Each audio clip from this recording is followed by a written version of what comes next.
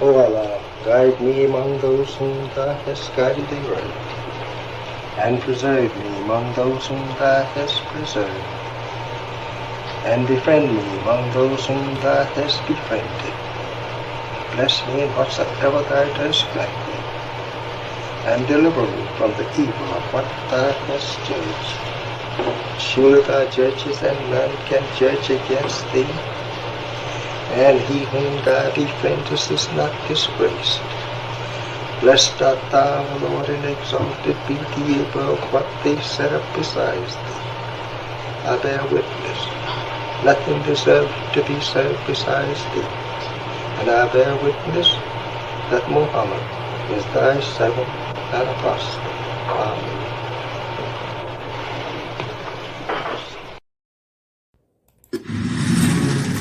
You're tuned in to the Mind of an Entrepreneur show with your host, myself, Sajdah Wendy Muhammad. I am a multi-million-dollar business developer. I have developed business and real estate around the world, and I want to share with you my mental strategies, my technical strategies, and how I made it in the world of business. So I don't teach theory. I tell you about my life and introduce you to people who can also share with you what they've done to become successful. This is a practical show. This ain't a theory show. You don't want to miss it. So stay tuned. This is Sister Sajdah Muhammad.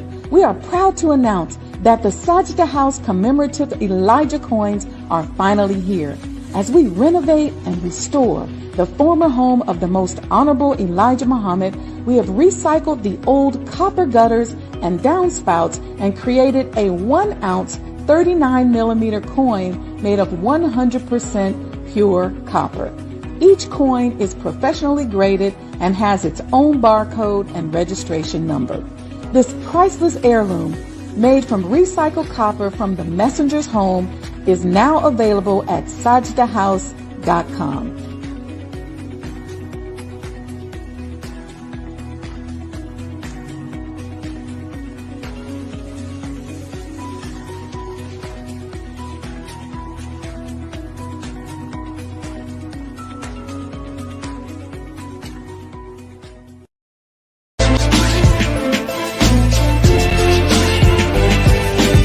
You belong to yourself. You're an independent people, created from the nation of free people. Yes, sir. You don't need to go nowhere but to yourself. Yes, sir. There will be a great separation. Yes, sir. So I said, it is on now. The college is meant to prepare you for your future. That the time dictates that if we don't do something for ourselves as a people, we will be destroyed. And the aim of the enemy right now is to take us out. We have God with us. We have Him as our guide. Yes, sir. We don't have to stand around here and ask the question, what must be done? Yes, sir. Get up and let's go and do something. Yes, sir. We cannot sit down. We cannot lay down. Yes, sir. We must get up. Yes, sir. And go to work. Do you know what real joy is in life? Visioning something and bringing it into reality. That's real joy. Do you know what the next step in joy is? Behold how good and how pleasant it is for brethren to dwell in unity. Tonight, you need to fasten your seatbelts. We're going to hear from some of the greatest minds in the world. I don't know about you, but I'm tired of trusting our future and the future of our children into the hands of those who don't love us. I believe we need to revitalize black leadership.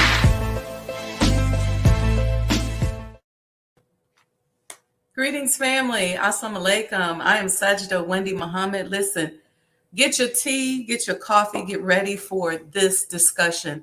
This is the Mind of an Entrepreneur show, and I'm calling this Muhammad's Educational Roundtable in celebration of the birth month of the Honorable Elijah Muhammad, and the Honorable Elijah Muhammad House, Sajdah House, in partnership with the Black Muslim Business Directory. We are hosting this roundtable discussion on the influence of the Honorable Elijah Muhammad on independent education and how that educational process impacts our ability to compete in a global economy. So welcome to the discussion. I got some powerful people for y'all today. Let me just say a few things because I know I'm not going to get to say that much once we get talking. And let me turn off my phone for a second. And I usually do that before we get started. Look, building an economy requires that we develop a solid pipeline between our educational system and the world of business so that when you get ready to open a business, you're not impacted by the economic components that affect the current predatory capitalist system. See, the Honorable Elijah Muhammad built a $75 million, I call it a 75 plus $million empire as an example or a template. That empire was built in the midst of some of the most turbulent economic times in modern day history. Make sure you like and subscribe to this page, to the Sajdah Wendy Muhammad YouTube page, and check out the episodes of the accomplishments of the Muslims. During one of the episodes, I did an entire economic comparison and analysis to help show you that what he gave us will work today because it worked in some of the worst economic times ever. I'm talking about when we had 20% inflation. Now, when you graduate from college or high school, or you need a job, you should have the option to tap into the business community that is being built by people who are your cultural comrades. As a businesswoman, I know all too well and understand from experience how critical it is to develop an educational pipeline that feeds our nation's economy. My businesses have been impacted by labor shortages in the past, as well as so-called well-educated employees who lack mathematical thinking skills and who are not interested in nation building. Most times it's not their fault though, because they've been indoctrinated into a culture that stresses the importance of behaviors that support the building of someone else's nation. And without other examples, how will they know? Our nation's entrepreneurs should work closely with the independent educators in our community. Listen, old business models no longer work. Y'all hear me say that all the time. So we can't take the same business models that have systemically biased us, bring them over to our new businesses. Because if we do, we'll be subject to the same interdependencies of that system. You know, the Honorable Elijah Muhammad told us to study the white man because he makes no excuses for his failures. So we have to study what works and infuse what we know so that we can create a system that serves our community. A successful educational system directly affects the success and global standing of our economy. The Honorable Elijah Muhammad, many of y'all don't know this, is an early pioneer for Black independent education. He and his followers went to jail on the false charge of contributing to the delinquency of minors. In actuality, he fought to teach Black children outside of public schools whose curriculums would otherwise stifle their intelligence and educational growth. Let me say this thing to you about how the economy is impacted. Research shows and has shown that education is indeed one, if not the most important determinant of economic growth. Those who now have Afrocentric schools or charter schools, they enjoy that freedom because the Honorable Elijah Muhammad won that fight. His wife, Mother Clara Muhammad, and others taught the children in their homes once her husband went to jail. They are pioneers of what we now call homeschooling. Well, guess what? When he then later goes on to build this template for us of the $75 million empire, don't think that the development of that educational system didn't play into that. All right. That'll affect the gross domestic product. I could go on and on, but let's begin the dialogue and partnership between our educators and our business leaders. I want to introduce to you my guest. I have so many professionals in our community to choose from. My goal today is to begin a dialogue and raise our awareness around the importance of a strong working relationship between our entrepreneurs and our educators. And I want each of us in our own areas to take this conversation to our local areas and just continue to have that conversation. We have to include people in our broader community who are also interested in nation building, but we have to begin to facilitate a dialogue between the two of us. My guests this afternoon are professionals in the world of education. They are thought leaders who have invested a significant portion of their lives investing in our youth. So what I'm going to do is I'm going to bring them on to the screen. And once we get them on the screen, I'm going to introduce them. Okay, brother. I think Brother Malik, your camera's off, but that's okay. We'll get it together. Let me first introduce Sister Lisa R. Muhammad. And I'm going to make these bios. I'm going to shorten them a little bit, but Lisa is an educational youth development consultant. She has a long background in her dedication to the development of our youth. She owns several companies, one of which is STS Consulting, and she works as an administrator at MUI Chicago. And if you know Lisa, you know she's all about the youth, and she's had a lifelong generational investment in the development of our youth. So we want to welcome Lisa. Then we have our brother, Alaikum Salam. We have our brother Talib Muhammad. Brother Talib, oh, he didn't put the whole name up here. Talib Kareem. Okay, Brother Talib don't do this, so I'm just honored to have him. He is the director of MUI Chicago, and he's a professional educator. He's got that right energy that you could just learn from. And I can see the students just loving him. And our goal is to just elevate what each of our brothers and sisters are doing. But especially Brother Talib, I just want you to know that we honor you and we thank you for being here today. Thank you. You're welcome. Then we have Brother Malik. Brother Malik, let me tell you, I was so impressed when I had a conversation. His camera's not on now, but he'll be back. He's been a registered member of the Nation of Islam. All of us are members of the Nation of Islam, but I want to say this specifically about him. He's been registered for 26 years.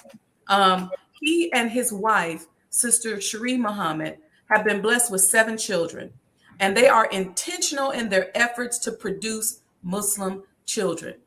Their sacrifice, their struggle, their desire has led 6 of the 7 children into becoming active registered members of the Nation of Islam. And the 7th child has already declared that she will become the 6th to join the nation the moment she turns 16, inshallah. All 7 of Brother Malik and Sister Cherie's children were homeschooled. So he's going to add an interesting perspective to this. And they graduated with their high school diplomas between the ages of 13 through 15, respectively. So he's also the founder of New Foundation Educational Consultants and have been providing professional development, seminars, workshops, keynote addresses, and various trainings for the past 13 years. And so I'm honored to welcome Brother Malik. Brother Malik and I have a special connection because we're the adopted aunt and uncle of one of our nation's biggest influencers, Brother Ben X. That's Brother right. Ben X know how to pick him some influencers because he called me out the blue. Sis, assalamu alaikum. Would you be my auntie? And I think similar to Brother Malik. So we share that in common. Lastly, but not least, our powerhouse brother, Dr. Anthony S. Muhammad. That's right. Author and international thought leader. Listen, he's the CEO of New Frontier 21 Consulting. Listen, y'all, his resume is long, but let me just tell y'all this. He's so cold that he was recognized by the Global Gurus organization as one of the 30 most influential educational thought leaders 2 years in a row. And they probably should have gave it to him years before, but they just figured it out 2 years in a row. That's right. Look, he's a best-selling author. He got books, Revisiting Professional Learning Communities, Time for a change, 4 essential elements of a transformational school leader, transforming school culture, how to overcome staff division, overcoming the achievement gap, liberating mindsets of effective change, the will to lead and the skill to teach, transforming schools at every level. Listen, over 26 articles. We are powerhouses in this nation. And the goal of my channel, of my outreach that I've been doing since 2009 is to introduce the world to us. So welcome to everybody. I want to go around the room and have each of you share what has most impacted you about the Honorable Elijah Muhammad's universal educational system. And I know we know a lot, so y'all kind of keep the comments to about 2-3. I'm going to start with you, sisters. Ladies first, sisters first. How has the Honorable Elijah Muhammad's system of education impacted you? Okay, so I'm going to keep it really short. It has impacted me in a manner that has made me determined to share the blessings of the educational paradigm that the Most Honorable Elijah Muhammad has offered to us for over 90 years. I am, of course, the child of Muslim parents, and I went to Muhammad University of Islam as a child, and my mother taught at Muhammad University, and my father, of course, was a minister under the Most Honorable Elijah Muhammad. May Allah be well pleased with him. And it was always told to us that we must master everything. So as a member of the administrative team now at MUI and a direct instruction service provider and an educational consultant, I always remember that, because often our children are given these low standards, and often their expectation of themselves is so low that they never reach the mark.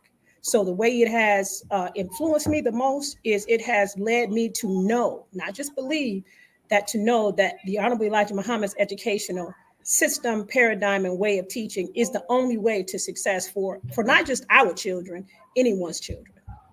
Thank you, Sister Lisa. You're welcome. Brother Talib, talk to me about the history of the Honorable Elijah Muhammad in education and what you know of his accomplishments and sacrifices. Well, I think you mentioned a little bit of it at the onset of the program, but we know that educational process, that new educational paradigm began when the Honorable Elijah Muhammad met his teacher, Master Fard Muhammad.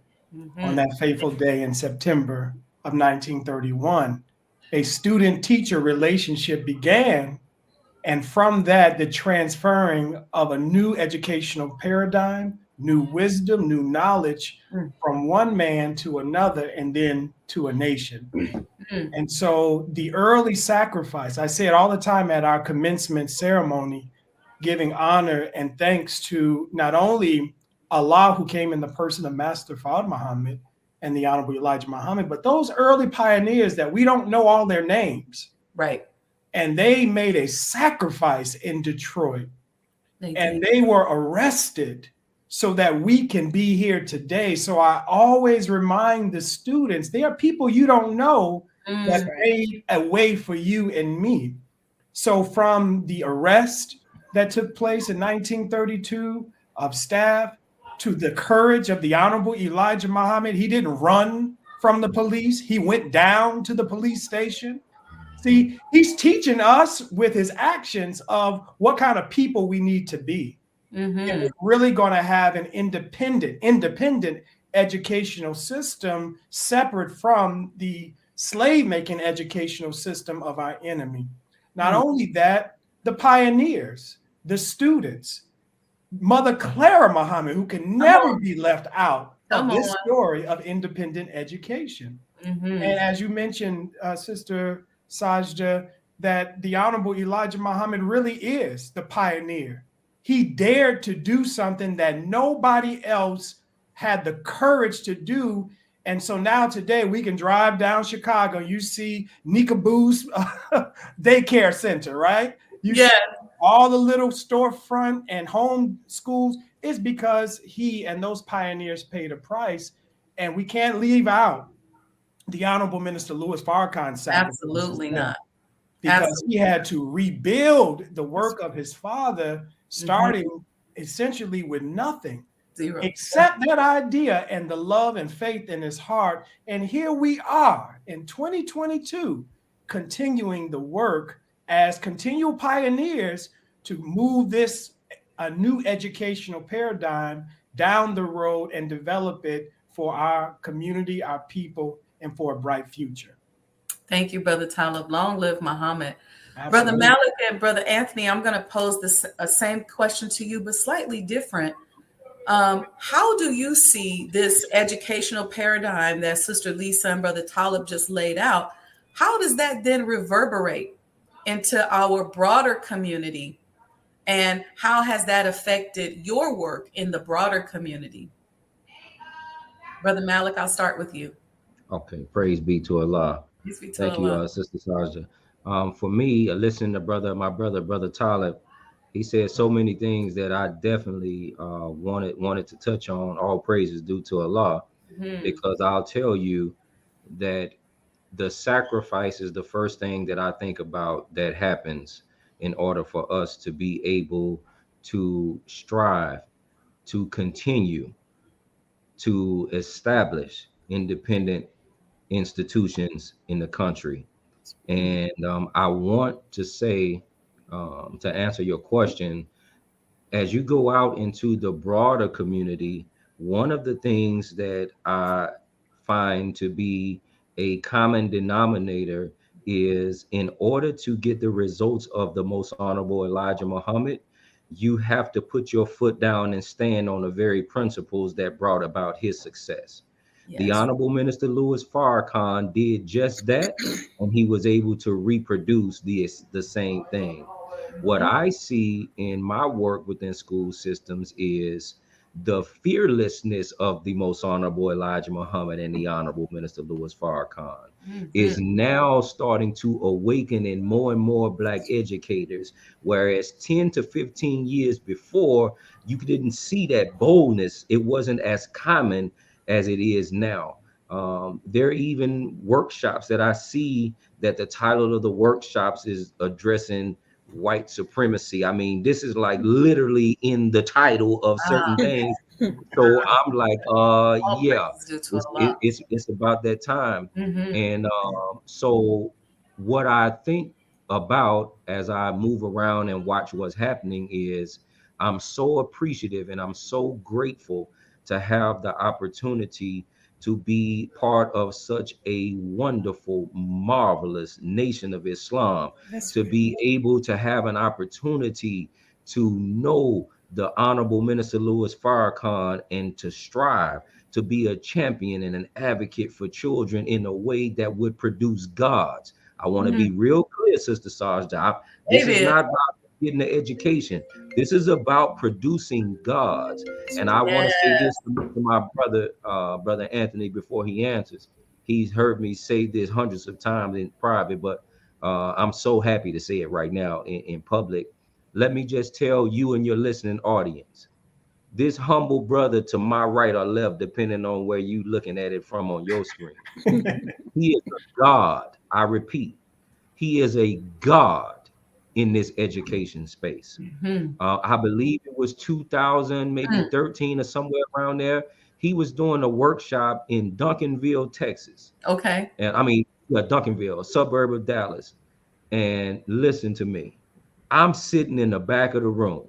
And in my mind, I'm saying to myself, this brother is teaching the study guide, as the minister would say, jam up. Chills. Yeah. Great teachings. And it was, I think at that time, it was very handful of people in the room, Black people in the room.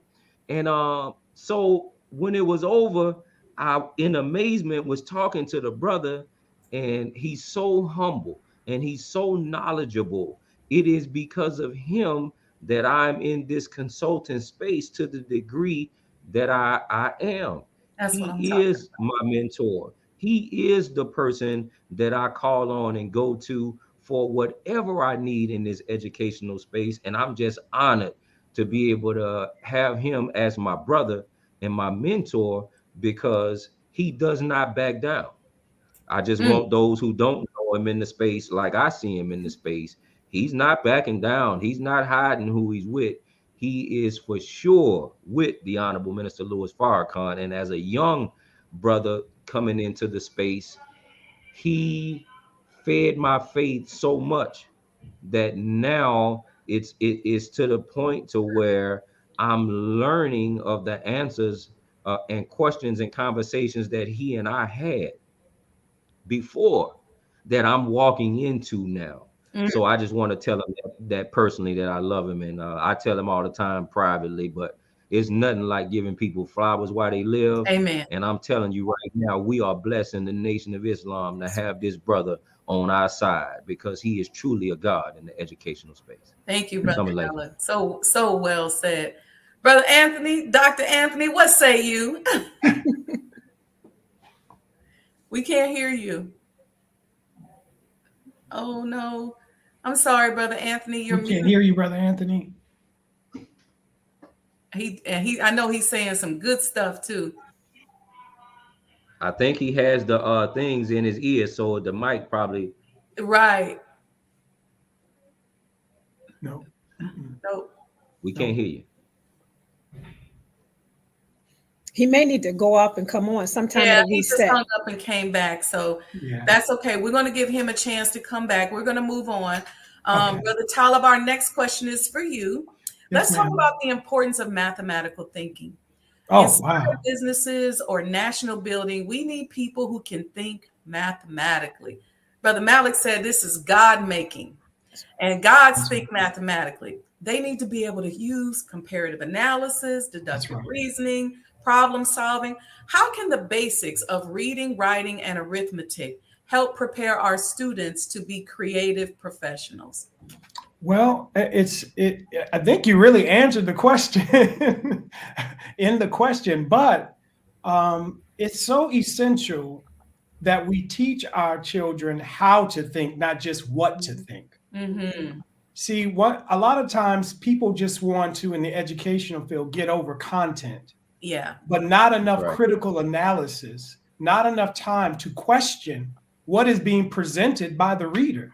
Mm-hmm. So thinking mathematically is not just thinking in terms of 1 + 1, but it's understanding cause and effect relationships.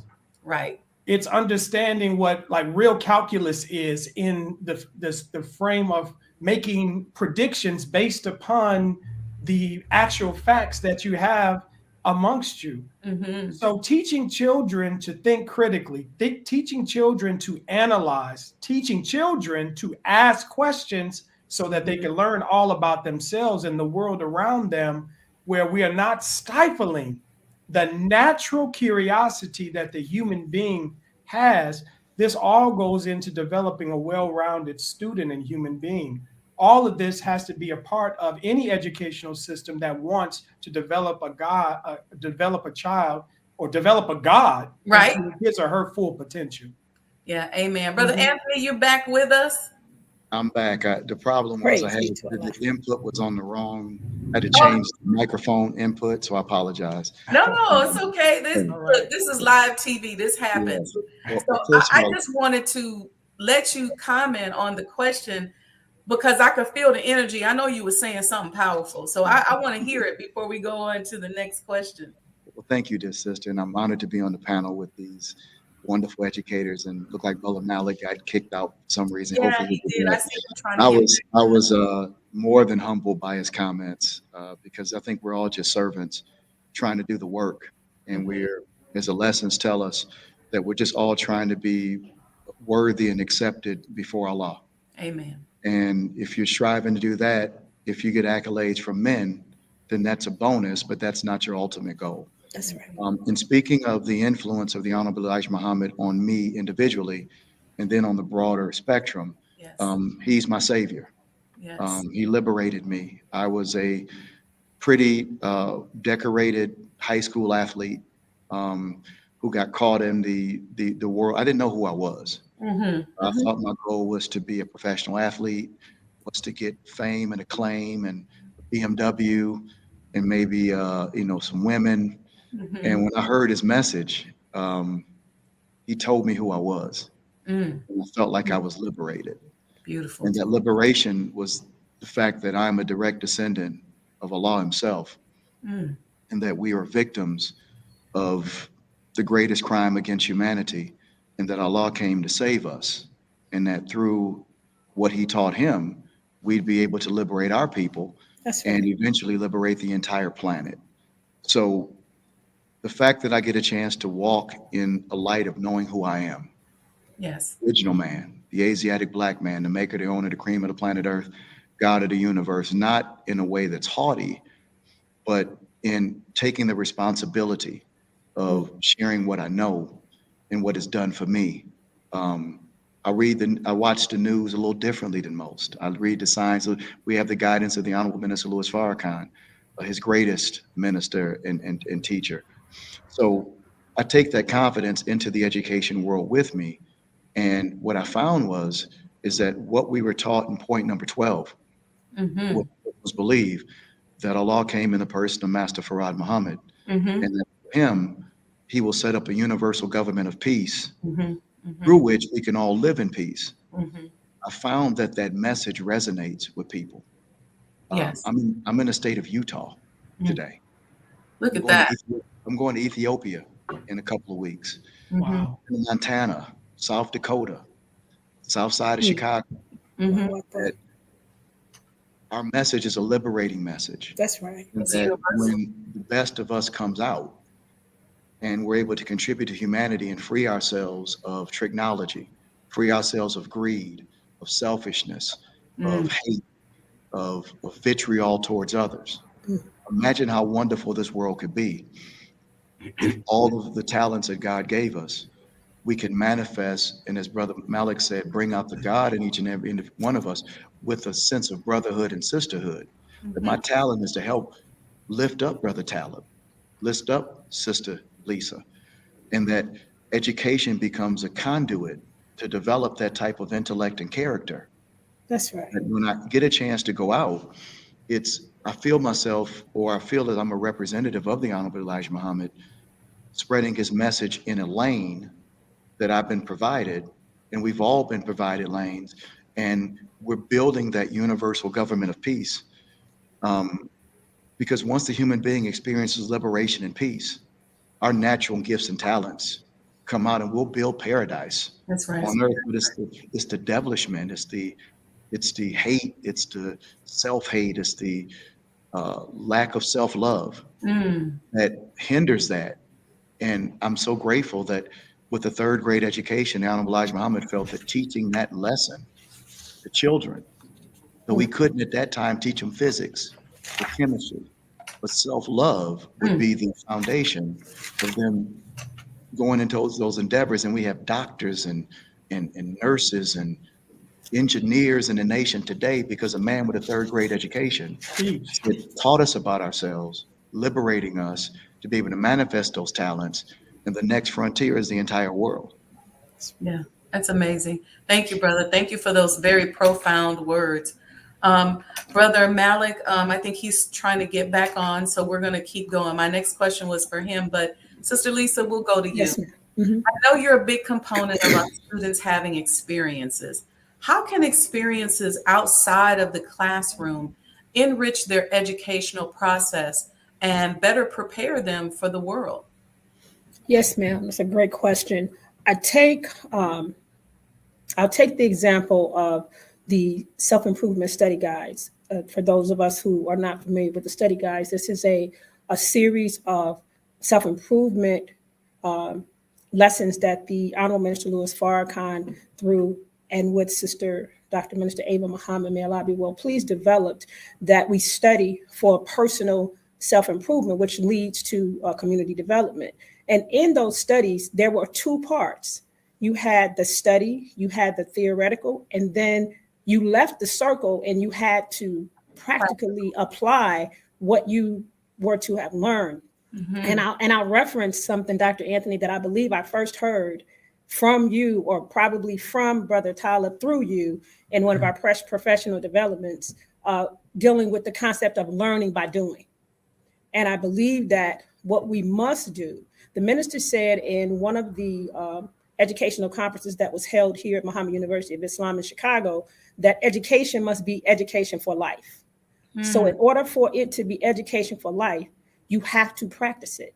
You can learn it, you can study it, but at some point, in order to demonstrate that you actually know it, you have to demonstrate it. And so you have to do it. And so that is one of the reasons where I am a absolutely serious advocate of making sure that whatever we're teaching from a theoretical standpoint, that student has to be able to demonstrate it from various and demonstrate an understanding of it from various angles and in real world situations. Brother Talib, you asked Brother Talib a question about mathematics, and that, of course, is one of the areas that I very much enjoy teaching.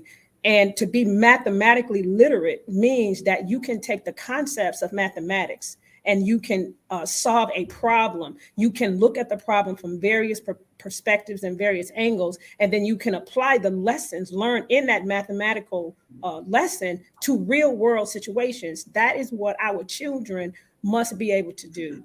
And they must be taught to do it at a very early age. And then I'll take a page from your book, Sister Sajdah, where you talked about your father would allow you to roll with him. So we have to allow our children to roll with us. We have to allow our staff to roll with us. Everybody who has more has a responsibility and a duty to give more. And in order to give more, we have to make sure that we are not intimidated by those that are coming. They're coming after us, because our time is going to end at a certain point. But as the minister said, we live on through those that we touch. So I would say that is just I guess a small description of how I know that experiences in real world situations will help our children. Yeah, one of the fondest memories that I have of my father is it could be Saturday morning, whenever I'd be in my room, and I was one of those brainiac type of children. I'd be in my room, whether I was reading books, I had all these books, or I played the flute and the organ. So I would mimic different things that I heard in music and play it. And my dad would come to the door. You rolling? And I'd be getting my shoes on, like, yeah, because I knew we were going somewhere to one of his businesses or something. So I appreciate you saying that. Our brother Malik isn't back yet. So I'm going to pose this question to you, Dr. Anthony. Congratulations on being recognized by the Global Gurus organization as one of the 30 most influential educational thought leaders. And I have to say that again, because that's important. And I know that this is a loaded question, but tell us a few elements that must be incorporated into our educational systems that will help to prepare us to compete on a global level. And I'll tell you why I asked that question, because you know, everybody has their assignment, right? And a lot quickly thrust me. I worked for a number of years at the National Center and very closely, you know, with the laboring staff, with the minister. And then a lot thrust me quickly. I left to take a 6-month break. But then he started moving me around internationally. And I found myself going, why am I here? Why am I here? And so I developed this, you know, this whole thing of just really being an international entrepreneur. It became very easy for me to get paid consulting projects and start businesses. But as I sat there, I started to think, how do we compete on this level? And so I would pose that question to you today. Great question.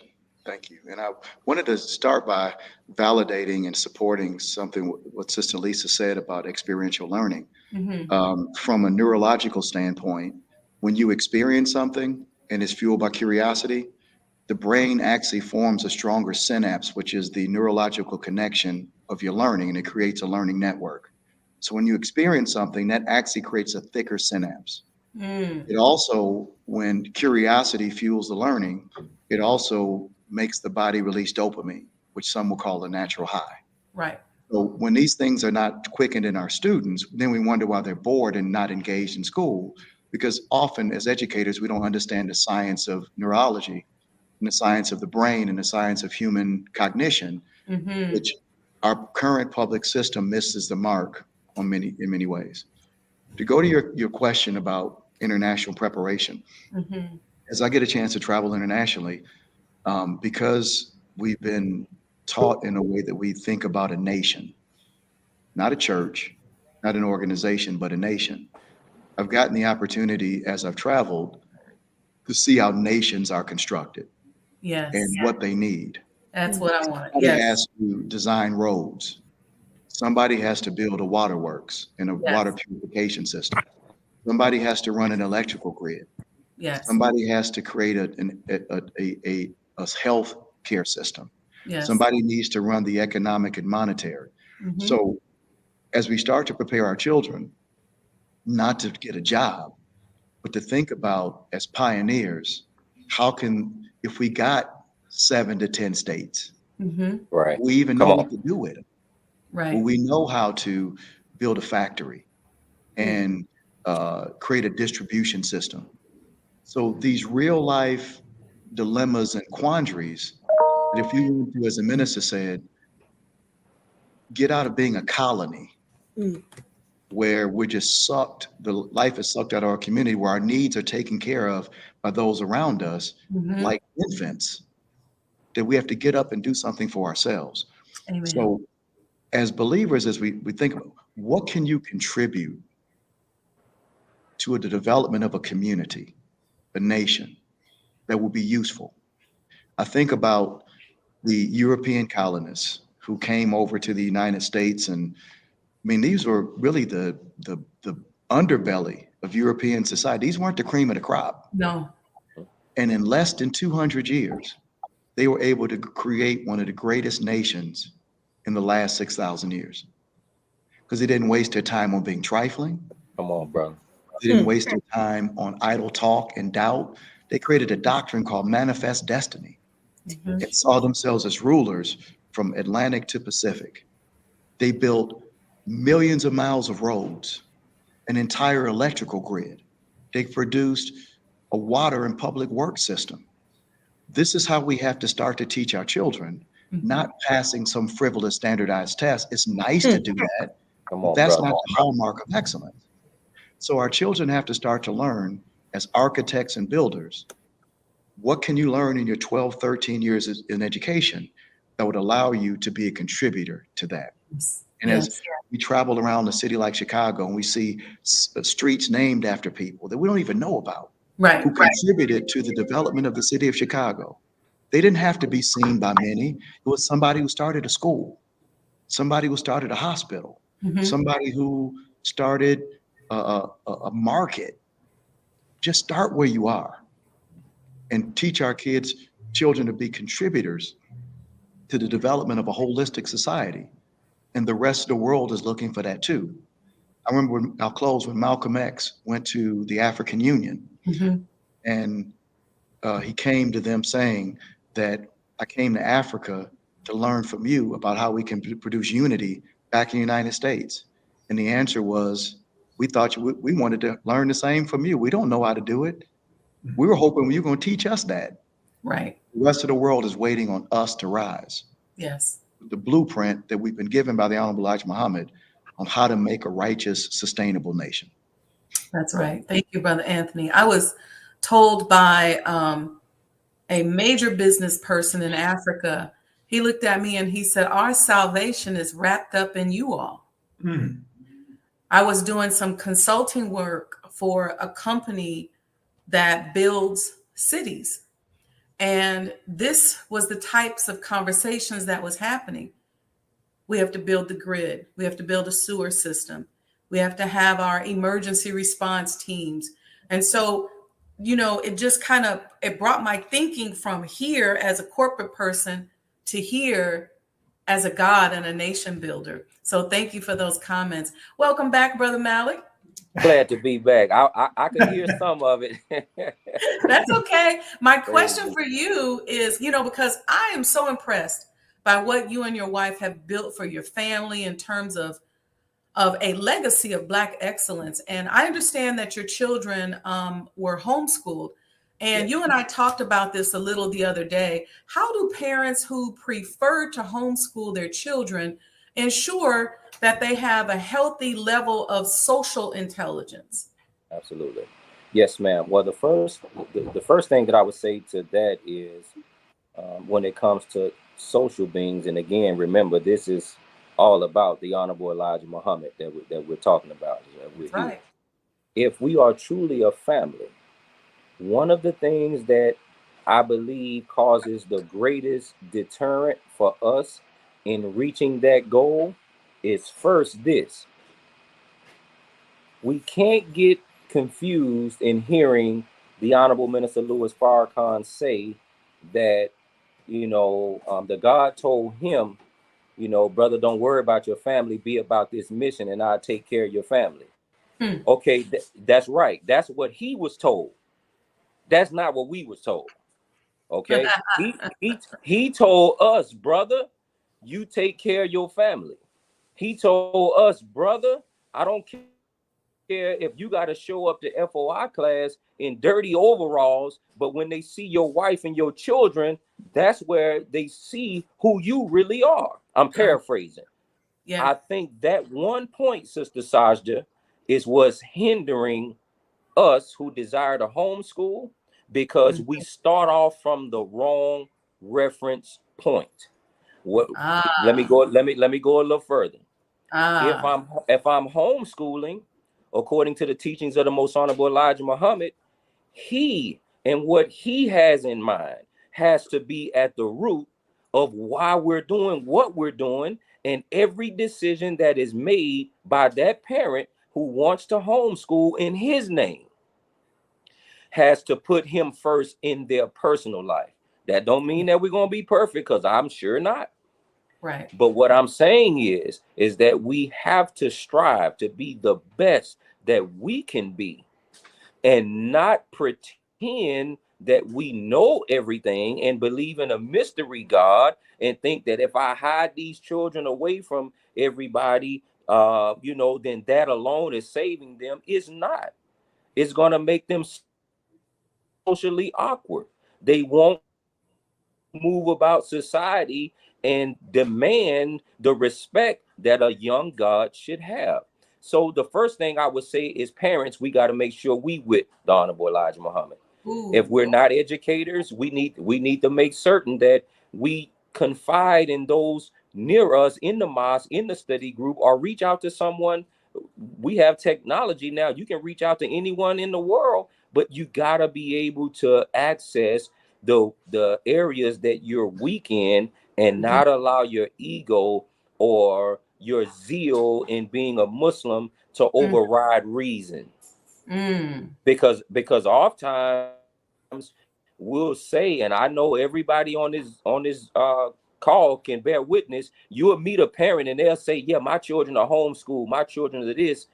But I mean, if we want to take the standards, the basic standards of the enemy, most of the times we won't even meet the enemy standards, talking about we producing gods. That's not right. And we're misleading the youth down a path that's going to make it extremely difficult for them to overcome, because we know in education that all it takes is 1 year of bad instruction. You're going to need 3 years of instruction from a master teacher just to recover from that 1 year of bad instruction. Well, what if I'm a believing Muslim and I just believe, and I'm a homeschool my child from 3 to 8, and at 8 I finally realized that maybe I didn't know what I was doing? That's 5 years. According to research, it's going to take 15 years of instruction to recover from what I've done. And this is the issue that we're having in education. We absolutely cannot move on our emotions. Listen, my wife and I, by Allah's grace, we tag team. I was in the public school teaching. My wife agreed to stay at home and teach our children. But when I came home, she left to have her time and her sanity to get away from children, because she needs that time to rejuvenate. I'm coming right behind her to reinforce, to support, to assist. It's a team effort. Mm-hmm. And the sports is okay. It's okay if they want to hoop. I did. I just hid my stuff. I was a pretty good high school, college player, but I was smart enough to know that I wasn't trying to make hoopers. I was trying to make Muslims. So I took all of my newspaper clippings, all my articles, all my medallions, my Letterman jacket, and I put it in the stores, because I didn't want my children to see it, because I already knew if they saw that, that was going to be a distraction in us, my wife and I, wanting to make Muslim children. So we hid all of that. I'm saying that to say parents need to be mindful that we are the primary, it's our primary responsibility, not MUI. MUI is great. Praise be to Allah for Brother Talib and Sister Lisa and Sister Kabasa and Sister what are the other sisters' names that I met? Wonderful instructors there. So many of them. They're gonna be mad. Sister Marlo, y'all forgive me for not remembering all y'all names. But that they are there, but that's not their job. They are support. It is the responsibility of the parents to make certain that those children receive what they are supposed to receive. And then if we have an MUI, it's a partnership. So I would heavily encourage the believers to, number one, make sure that we know the program of the Honorable Elijah Muhammad and we are aligned with the purpose of homeschooling, number one. Number two, let's strive to make certain that every identified weakness that we know we have, let's get with a brother or sister to help us fill that gap so that we can provide quality education to our children, because that's what they deserve. And then number three, don't go overboard with the social, because sometimes you see on social media our children going to proms. We sending so many. We got the fact that we messing up. They innocent. We're responsible as the parents. There's no way the most honorable Elijah Muhammad to get along with our children. So it's certain things in our culture and our way that we don't do, and we got to stand firm on that. We can't bow to the pressure of socially and all of a sudden say, well, you know, it's going to be a chaperone or they're going to be going here doing that. No, it needs to be a hard no. If the Honorable Elijah Muhammad would not adhere to that, or he would not allow that, that just needs to be what that is, period. We cannot begin to negotiate the way of the world, claiming that we're trying to produce Muslim children under the Honorable Elijah Muhammad and the leadership of the Honorable Minister Louis Farrakhan. Yeah, thank you, Brother Malik, because the making of a God requires a prescription, right? A prescriptive life. And and that's very important.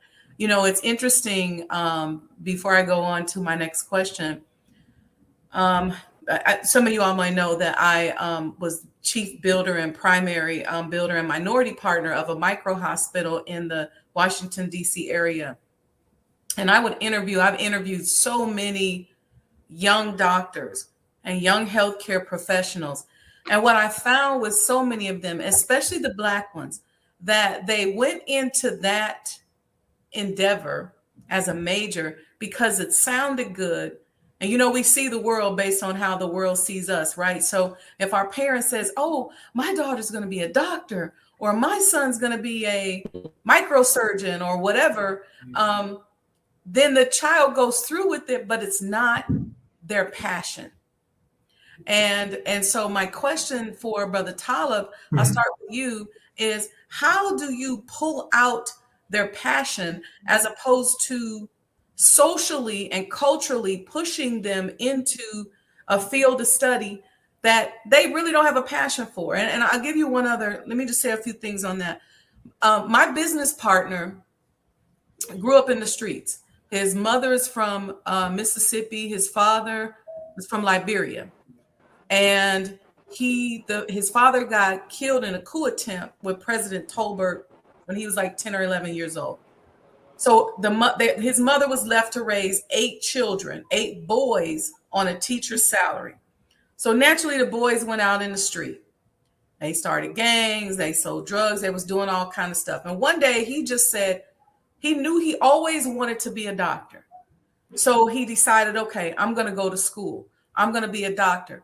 But what I watched from him, because it's his passion, I saw him save people's lives that nobody else could save. I literally could see the God come in him when he went into surgery, when some of these other people that probably had a longer resume would pass out at the sight of blood. Or if a patient smelled bad, they passed out. And so what I started to learn in that field was this is a big field we're pushing our children into, and it's just one of them. But nobody says to them, what are you passionate about? And so that's my question, Brother Talib. How do we help them find their authentic passion? I know the minister has so beautifully been telling us lately, be yourself. How do we do that as educators? Well, I have to be honest. I'm still learning that. I really am still learning that. But I would say this. The minister teaches us that what we love to do is what we're born to do.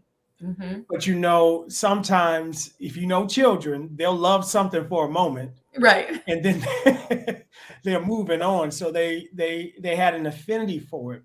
I think part of the process is what we were talking about earlier, is that exposure to different things, different fields, so that they can have a broader picture.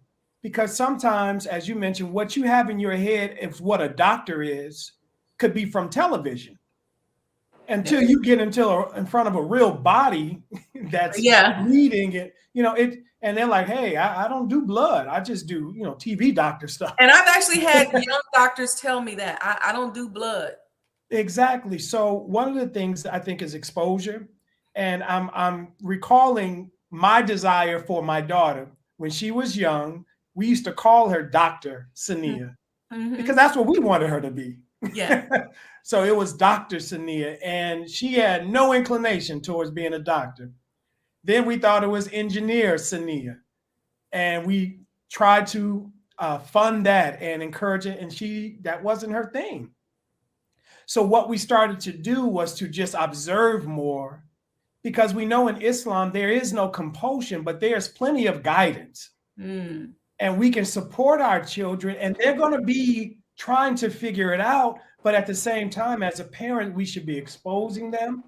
We should also be sharing with them what a nation needs, according to the Honorable Elijah Muhammad, so that they have a broader awareness than just their own selves, but how they can render what they have and what they do into service for their nation. But just allowing them to have a level of experimentation that allows them to really find out who they are, not just on the broader sense, but really as a human being, what I love to do. And that takes being exposed to things and being exposed to experiences so they can really discover it. So that's an area that I'm still learning as I think that's excellent. Yeah. And giving them permission. Yes. I think that's awesome. Our last topic, I see a system. Thank you, Brother Talib, for that, by the way. Thank you. I see a system where our business community is more involved with the education of our children, from providing opportunities and creating talent pools to raising funds for independent education, to offering experiences such as career days, shadowing, apprenticeships, internships. And I want to pose this last questions to each of you. How do you see this type of relationship benefiting our children and the future of our nation? And I know we've kind of mulled over there, but I just want to bring it home with those programmatic things in terms of how this partnership between us as entrepreneurs and you all as educators can be more formally developed. And I'll start with you, Sister Lisa. Thank you. I'll say that actually your prior question to Brother Talib and this question are tied in. One of the areas that I believe that we have to continue to focus on, and we're blessed to be at Muhammad University, so this area is actually infused throughout our curriculum, is the development of character. Because character education helps to shape the way you think. And the way you think helps to shape the way you act. And the way you act, of course, will lead to the different opportunities. I believe with regard to our businesses and our entrepreneurs, especially I use you for an example. You've done so many series about predatory capitalism and conscious capitalism. Those are terms that most young people, most of the ones that I've worked with, they never would have heard of. They've never heard of until being fortunate and blessed to work with you.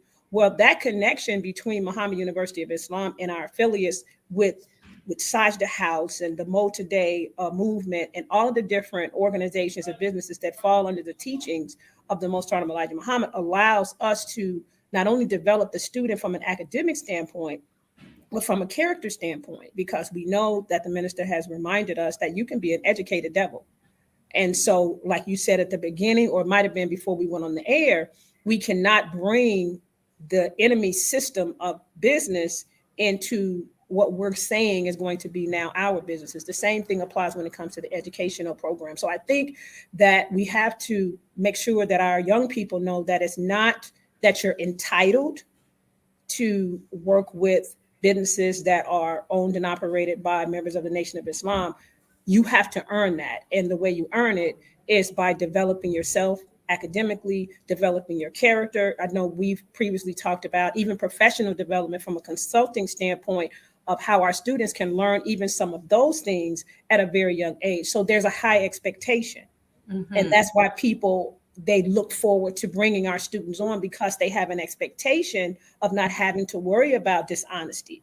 They know there's a high level of integrity. So I think that we have to have some practical discussions, some real candid discussions about how the relationships can be developed, but there has to be some criteria, and there has to be a situation where the students that are placed into these programs actually earn those spots. Yeah, I love that. And shout out to Brother Wazir Muhammad, who was the former national accountant, who was very instrumental in bringing me to Chicago in the 90s. And he started me on my first assignment he gave me was he wanted me to start automating things. And I remember he kept saying to me over and over again, no. You can't bring that system over here. You got to put the teachers with it. And I did not understand that. And I always thought, it took me a while to get it. And it really wasn't until many years later when I started opening my own business, like, oh, this is how you infuse the teachings. This is how you put the study guides and your policies and procedures and your systems. And I said, what if I had been taught that as a little girl? Then Brother Wazir wouldn't have had to yell at me. I was a whole big college graduate. I thought I was really something, but that's just, I think to that point, that's very important. Brother Anthony, what say you to that? I would echo what Sister Lisa said, that the partnership has to be authentic, and there has to be some meaning and some integrity to it. And I don't know if you've had a chance to read a book called The Prize, and it was chronicling the multi-million-dollar award that Mark Zuckerberg gave to the Newark Public Schools. Okay. Come to find out, his sister was a big charter school advocate, and it was more of seed money to start to break up the Newark Public Schools. There's always some technology behind any when they offer a hand. Is usually it's done with a forked tongue. Yeah. So we have to vet these opportunities very carefully and make sure that there's a partnership, because in this world, until there's a new world, nobody gives something for nothing. Right. And we have to vet their motives, their intentions, and to make sure that it's a true partnership and there's a benefit on both sides. And that's one of the ways that you can keep some of the satanic mind in check. But I'm always a little skeptical unless I know and that I've vetted the people that I want to give my children access to an opportunity to, that is for the right motivation, it's the right experience, that there's a benefit to procure from it, and that it's applicable to what the expectation I have for my child or children are. When I was a principal in Michigan, we had a whole business and community council that assisted us in taking our curriculum and our children applying it. But I vetted those people very carefully to make sure that white supremacy wouldn't come out in those opportunities, that a chance to mistreat our children or speak to them in a way that was demeaning, that you had to be the right person. So Sister Lisa's point about character is really essential. Though we want to be optimistic, we still are in Satan's world, hasn't fallen totally yet. Yeah. And we have to be careful. But those opportunities are invaluable. And that's the kind of opportunities that white children get. They get that opportunity to do those internships, those externships, those experiences. But we have to be careful that we're not sacrificing our students, their morals, their moral development. And this becomes an experience that can build upon the type of human being that we're trying to help them to become. But they are absolutely essential. It helps with the authenticity of the idea. We can transfer the idea into reality through having our children with opportunities to implement that in a way that enriches their learning experience. All praises due to Allah. We are running short of time. I know everybody got day jobs, and Brother Anthony, I promised you I wouldn't keep you too long. I just want to go around the room real quickly. If you have any last minute remarks that you want to make, any suggestions, any opportunities, or any product or service that you would like to share with our listening audience. And I want to remind everyone, make sure you like and subscribe to this page. You can go back later and re-listen to this and any of our other Mind of an Entrepreneur programs, because we're really dissecting this whole idea of nation building and what it really means to be an entrepreneur as a conscious, God-fearing individual, and as someone who is looking to sustain themselves as a God, as opposed to as a colonized person or as a slave. So I'll go back to you, Brother Talib, and have you start. We'll just go around the room. Any last final comments, any websites or anything you want to give, and we'll sign off. And inshallah, we will be able to continue this discussion and really create these programs, because I'm the kind of person, I believe that in business, you're only as good as what you can make happen. And I don't want this to be just a great conversation, but then we never follow up with programs. I don't want this to be where ideas go to die. So we got to make sure we commit to the next stage. So Brother Talib, yes, I'll let you, with your closing remarks, start first. Well, first, real quick, I just want to thank you. It's such an honor to be on the panel with, of course, I work with Sister Lisa every single day, and I admire her and love her work. And she's so valued here at MUI and in our nation. And thank you, Sister Sajdah, for the invitation. And my two brothers that have become my mentors as well. Yes. The saga continues. I love you all deeply. I love your minds. I love how Allah is using both of you. I just love my nation. Just two quick things. One, of course, continue to support Muhammad University of Islam in whatever city that you're in. Yes. Your resources, your time. That's right. And independent schools in general. And for the business community, go up to the school, contact the directors or the people at the school to see how can you connect with the school and the students and opportunities so that we can develop these relationships with businesses. And even if you're, you don't have to be this large business, but it can be a business where our students and our children can see the connection between the classroom and the world that they're getting ready to walk into, or the world that they desire to create. So those would be the two things that I just would mention: support MUI and independent schools, and ask business owners and business people to connect with independent schools in their area. Sister Lisa, I'll go with you for your last minute comment and closing comments. Yes, ma'am. Sister Sajdah, you said what I was going to say, and then Brother Talib said what I was going to say. So I'll say, please support the Sajdah House Restoration and Renovation Initiative. It is through your efforts that we are blessed to be on this platform today. Brother Talib identified Brother Dr. Anthony and Brother Malik as his mentors. So I got to one up you because I get to have Sister Sajdah as my mentor. I'm claiming Brother Malik, I'm claiming Dr. Anthony, and I'm claiming you. So I thank Allah. I think I'm the baby in this group. But I'm so excited. And I would echo what Sister Sajdah said about not allowing this to be a nice conversation. I told myself that I'm going to start saying I'm an actualizer. You know how they have Equalizer movie? Well, I really want to be that actualizer. I want us to make our ideas real, make them concrete, because our children have been given a lot of empty promises, maybe not by us individually, but as a unit, our people have made a lot of promises and for whatever reason have not been able to keep them. And that one is not a good example for the young people, and it's not fair. And there's so much that we can do if we just come together. So please support the Sajdah House project, because I believe that through it, there are a number of initiatives that not only our young people can learn about, but they can become actively engaged in. So that would be my piece. Thank you. Thank you so much, Sister. Yes, ma'am. Thank you. Yes, the Honorable Elijah Muhammad House or Sajdah House will be place-based education.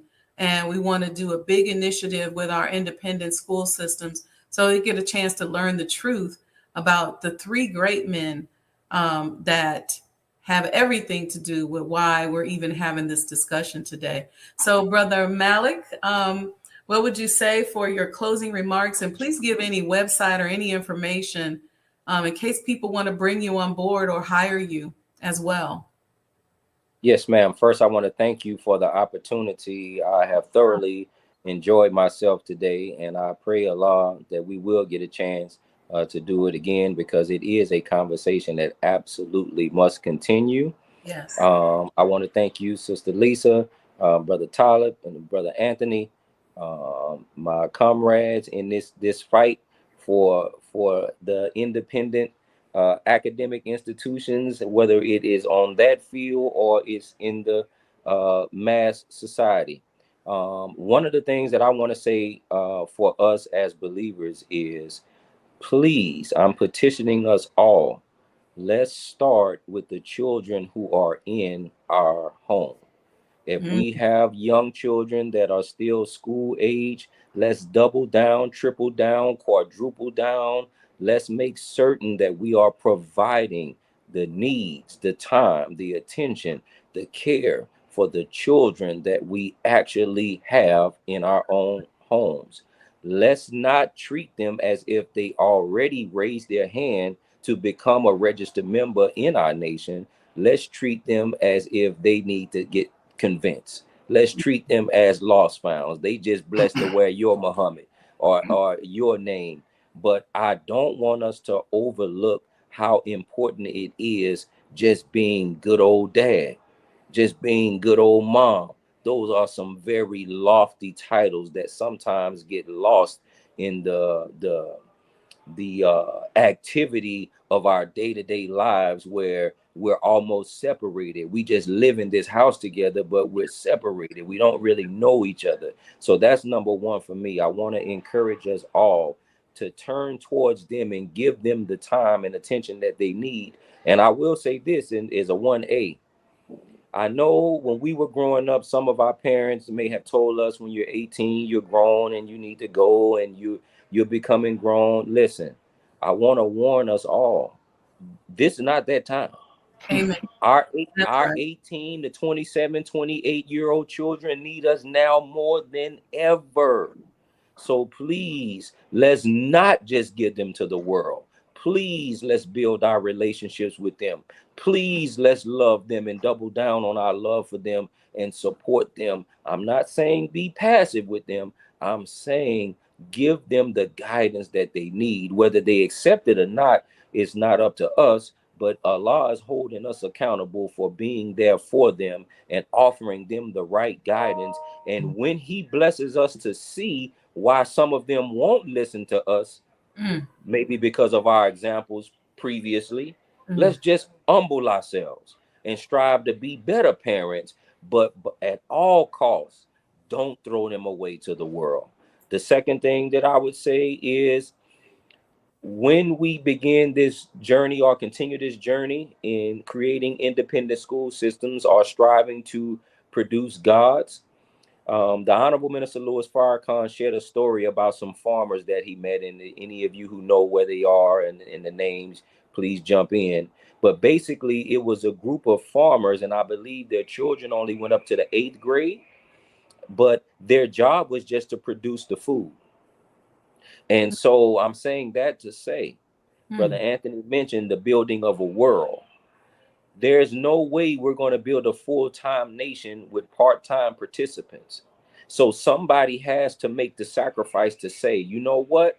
Let me be the first one to get to lay the foundation. So coming after me, maybe there'll be someone that is going to be full-time. This is the opportunity that they have so that they can put blinders on and focus on establishing the kingdom of heaven on earth as we are taught that it would be.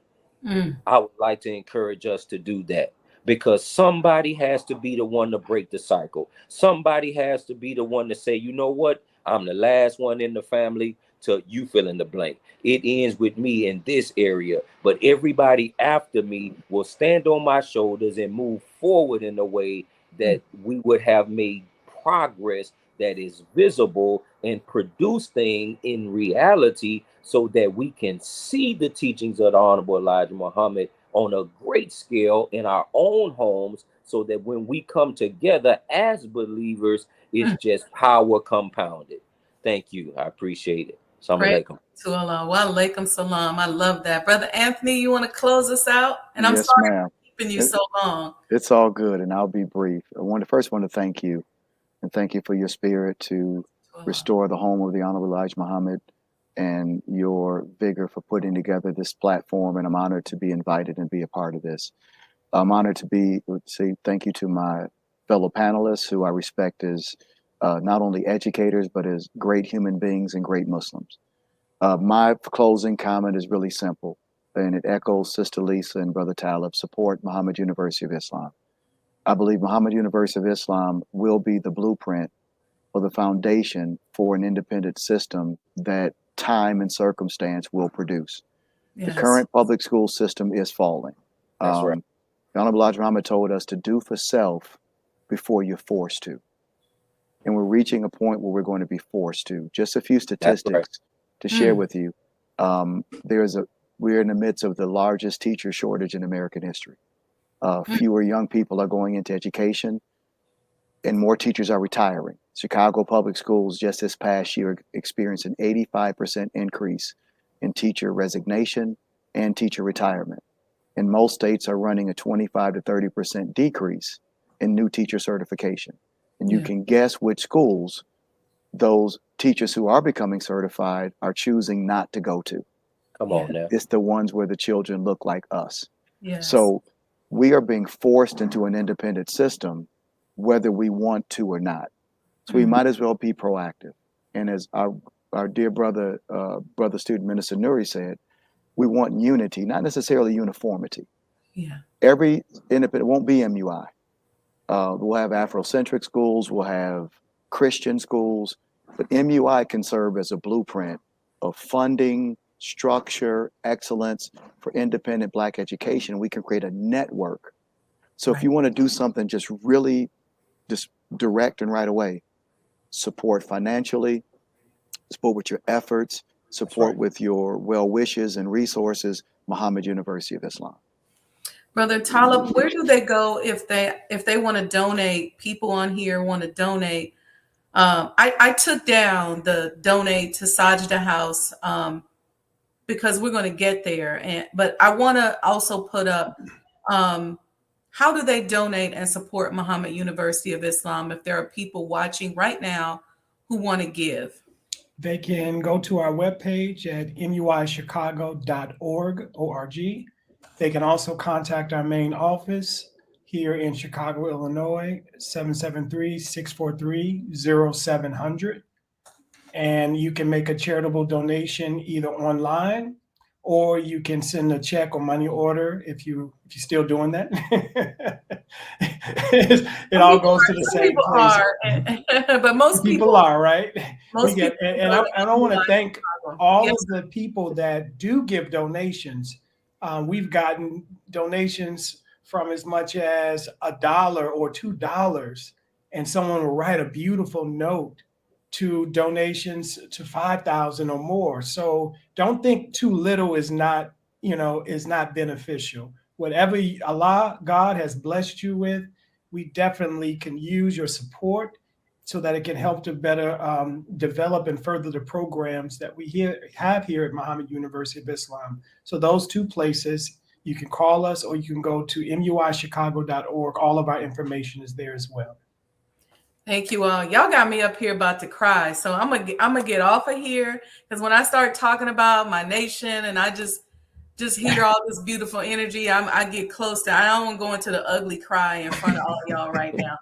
Thank you all for joining me. Thank you for accepting my invitation. Please let's all stay in touch so that we can really begin to bridge this gap and create a pipeline between our business people and our educational system. Thank you all. Thank you. Wa alaikum salam. Thank you, everybody, for joining us today. I had to get off of there because I was literally about to cry at the end.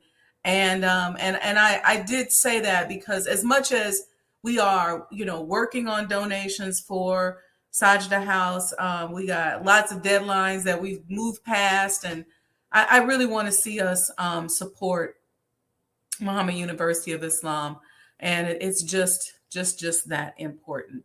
So anyway, if you want to also support this platform, I have the Cash App going across the bottom. If you say, hey, I'm going to donate to MUI and to Sajdah House, you can do it on Cash App, $Mo Today, MOETODAY. Y'all know I always tell y'all, don't chip and dip me. Don't get on here and get all this beautiful and lovely information and then just get off and don't do anything about it. We have to get accustomed to financing excellence. So thank you all for joining me today. And inshallah, we'll be back next week. We have a powerful show next week on I'm putting together about the importance of arts and culture. And this is all in honor and commemoration of the birth month of the Honorable Elijah Muhammad. Go out, follow me on IG, on social media, IG at Mo Today Universe, MOETODAY Universe, or Sajdah House, SAJDAHHOUSE. And inshallah, you all will all go out and get your commemorative Elijah coins. Peace and blessings, family. This is Sister Sajdah Muhammad. We are proud to announce that the Sajdah House commemorative Elijah coins are finally here.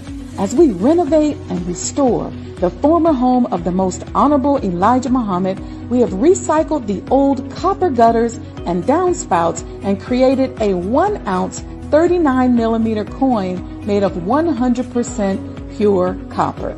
Each coin is professionally graded and has its own barcode and registration number. This priceless heirloom, made from recycled copper from the messenger's home, is now available at sajdahhouse.com.